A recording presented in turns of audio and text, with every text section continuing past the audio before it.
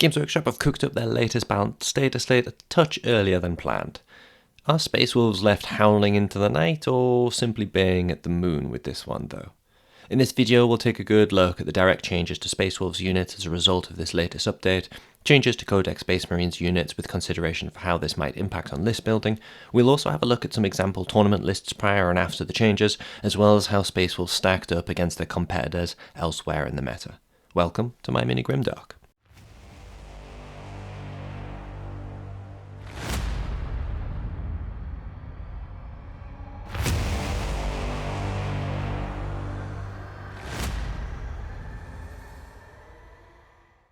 Looking briefly at the context first, prior to the September Dataslate being released, Space Wolves were sitting rather comfortably on a 50% win rate in both tournament and casual play, arguably a good position to be in. Looking at tournament lists, Space Wolves definitely have an assortment of key units that they've been leaning on. These include Bloodclaws, mostly the 10-man units, Logan Grimdark, Arjac, Rockfist, Beyond the Fell-Handed, Battle Leaders, Wolfen with Storm Shields, Thunderwolf Cavalry, and Wolfguard Terminators. Wolfguard Headtakers have been making appearances more and more often in the most recent lists as well. Notably absent are Grey Hunters and the other Dreadnoughts, as well as epic heroes Njal Stormcaller and Ulrich the Slayer. This is all relevant. When Warhammer Community released their article on the Balance Pass sometime between now and Wednesday, they'll probably stress somewhere that they aren't just targeting under or overpowered units, that they're targeting less or overused units as well.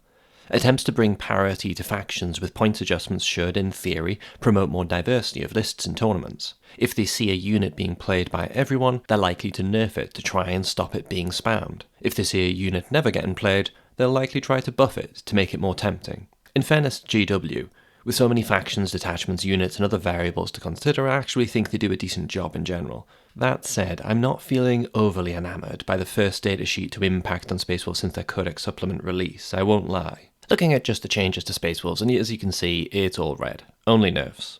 Now, that's not something to necessarily gripe about in its own right. Sometimes it's the right thing to do, where units are overpowered and or being over-relied on.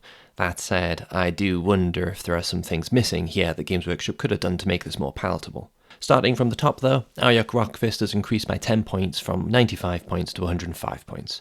Honestly, for me, Arjac was a considered purchase anyway. I really like what he brings to Wolfguard Terminator units, and this points increase doesn't make him a no-go by any means. But as we'll see when we look at a list example in a moment, he might well find himself for the chopping block and played a lot less going forward. Not a massive surprise this one, nor a massive loss for Space Wolves in isolation, just a bit of a shame. 10 modelled strong units of Bloodclaws remain unchanged, but the 20 modelled strong unit has been nerfed with a 15 points increase. 285 points for 20 Bloodclaws isn't necessarily unreasonable, I guess, but I don't think this nerf was necessarily to do with just the 20 Bloodclaws. I feel like GW has done this in response to combining the unit with Ragnar Blackmane and how powerful it becomes then.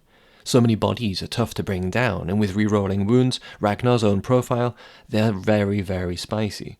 Combined, Ragnar and the 20 strong unit are up 25 points now. But they weren't taking tournaments by storm. One of the last 5 podium lists that I have looked at ran this combo, and this was the only list that ran 20 strong Bloodclaw units. I've ran this unit myself, and enemies with the firepower that recognise the threat will shoot it down to size, since it's basically impossible to completely hide behind terrain, and it won't fit into any conventional transports. In isolation, Ragnar went up from 90 points to 100 points, and you know what, I'm okay with this one. When I first saw his datasheet, I felt like he was a 100-point model, and this points change won't make me hesitate in bringing him along. He's worth it. After that, it's nerfs to Thunderwolves. I'm on the fence here. Thunderwolf Cavalry are staples in the Space Wolves list, and they're impactful, but this is partly because they're one of only a few units available to Space Wolves that can play the role they play, in my opinion. I honestly don't think anyone is looking at units of Thunderwolves in 10th edition with fear in their eyes. They're just very useful units that play a useful and impactful role. The changes won't stop them being played, in my opinion, even if something else needs to be sacrificed.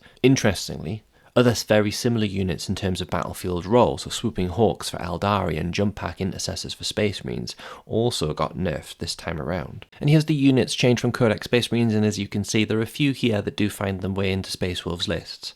Starting at the top, aggressors went down 20 points for a unit of 6, it'll probably cost them more appropriately than actually buff them, to be honest. After that, assault intercessors with jump packs went down by 10 points for the 10 model strong unit. This probably won't cause heartbreak in the Space Wolves community, since if you're taking them, you're probably taking them as a 5-man unit for the utility. The one that gets me is the Ballistus Dreadnought going up by 10 points. I often take a pair of these, and I won't lie, it's because 280 points for 2 range support Dreadnoughts was great value.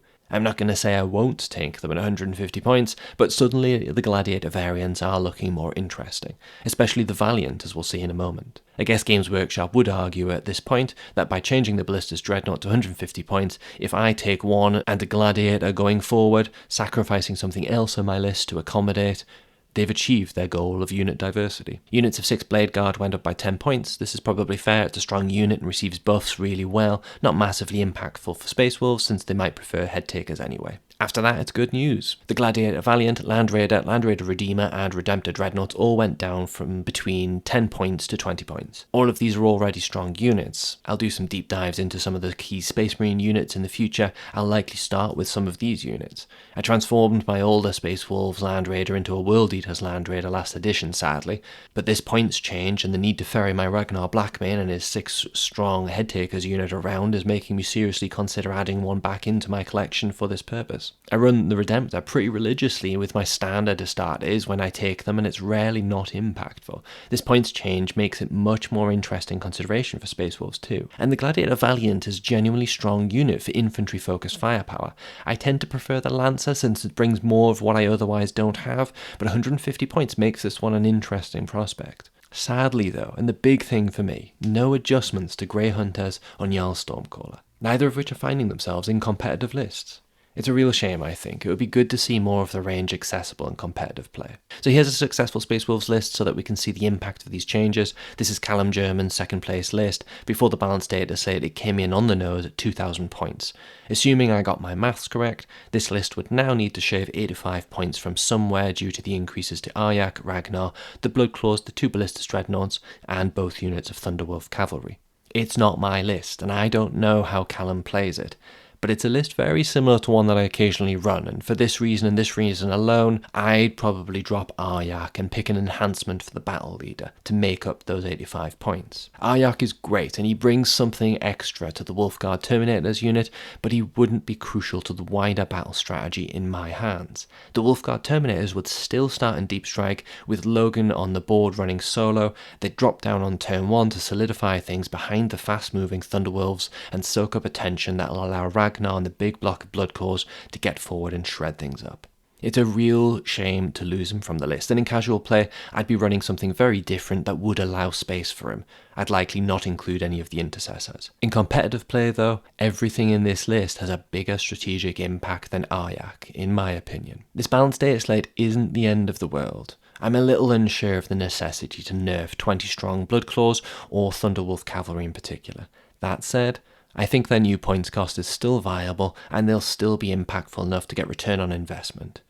Ragnar Blackmane probably is a 100 point character when leading either head takers or Bloodclaws. This is probably how he should have been from day one.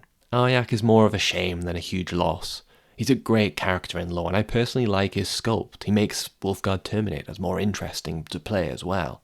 That said, I know removing him from my lists to accommodate other nerfs doesn't feel like it's going to impact too many game plans too much at all, really. The buffs to some of the Space Marine units are genuinely interesting. You should take a look at these in support of your own force. So how do Space Wolves measure up against the rest of the faction pack? Firstly, the factions that Space Wolves have the best time against currently. This is live from Goonhammer as of this morning in the UK. It isn't impacted by the Balance Dataslate changes. As you can see, most of the factions here were ultimately buffed or received no changes. My decision on whether a faction is buffed versus nerfed is purely based on whether they had more impactful units nerfed or buffed. It's pretty unscientific and a little subjective. I just wanted to paint a bit of a picture of how it looks in the broader spectrum. Astra Militarum are a good example, actually. They had a few more units buffed than nerfed, but the units that did receive a points decrease weren't particularly well played, and the two units that were nerfed were their Rogel Dawn Battle Tank and the Rogel Dawn Tank Commanders, so they came out even in my opinion. All of these otherwise received very, very minor buffs. After that, the armies that Space Wolves typically struggle against is a smattering of no changes to very minor nerfs. I'd say Blood Angels probably got the biggest nerf, with increases to the Sanguinary Guard, one of their most impactful units. Custodes and Tyranids had a few fringe units buffed, but maybe not really units that'll change the dynamic between them and Space Wolves greatly one way or the other. All in all, I think the balance data slate for September was primarily bad news for Space Wolves, if we're being black and white about it. But ultimately, the changes are unlikely to have greater impact on their performance on the tabletop in the long run. It's just never fun to see your units go up in cost, especially when the reasoning feels like it might be a little bit unclear. The nerf to the 20-strong Bloodclaws unit, and the lack of attention to Grey Hunters in particular, just feels a little bit odd at this time for me. Give your thoughts below in the comments. How was your army impacted, and how will your usual opponents be feeling right now? Thanks for watching. Keep hobbying.